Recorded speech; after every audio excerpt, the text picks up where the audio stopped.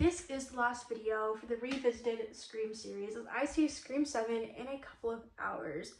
Now, for the modern era Scream, I would say Scream 6 is the better movie.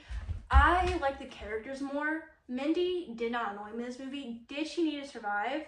No, she didn't. The train sequence will be better if she did not personally survive. That's just my opinion. The kills are solid in this. I really like the location of New York and how they utilized it. One scene, like I pointed out the train scene, I liked how that looked. I thought that was a cool thing to add, as well as having to cross the ladder. I like that. I think that was a good scene as well. I like the characters more too. I like Tara more. I think even acting wise, I think Melissa Barrow and Jenna Ortega did better in their roles here. I like their characters more. Now Sam, I also liked more in this movie. How you went from the beginning of her trying to get help and how she becomes that character at the end. Now we're gonna talk a little bit about what was supposed to happen with Scream 7 at the end, but I do like her character a little bit more in this.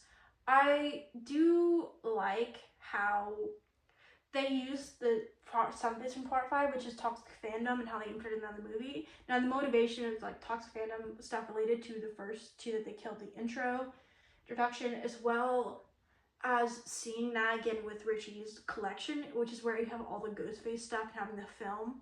I like that little bits in there.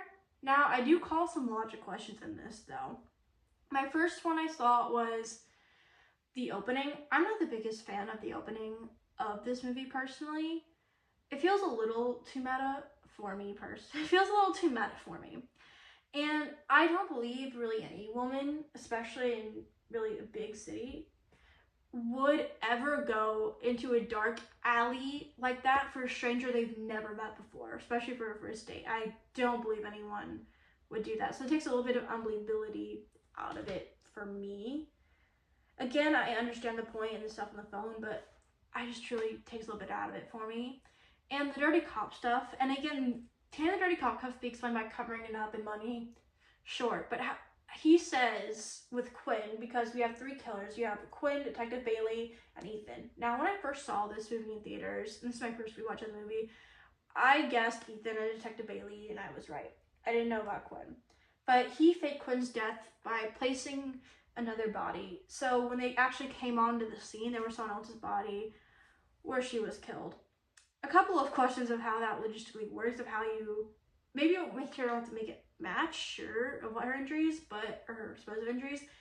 But when they do a DNA test or find out, and maybe would you buy them off, or I don't know how that fully works. So that's just one hole. I'm like, I don't know how that fully works in there.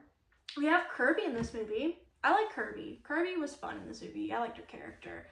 And I even then, like, you know, her conversation with Mindy, honestly kind of like that bit as well. And I don't know, I had a fun time with this movie. There are little things I noticed about it, and it's not the most original. We've had, because the family goes after Sam for killing Richie, but in Scream 2, Miss Loomis goes after Sydney for killing Billy, so it's not like the most original. Now the stuff relating to Billy being her father, I thought that was like how he was kind of talking during the mask guy. I had a fun time though, and I did like that. Even then when she was like, had to hold her back and stabbing like your father, those are bits I did appreciate from the movie.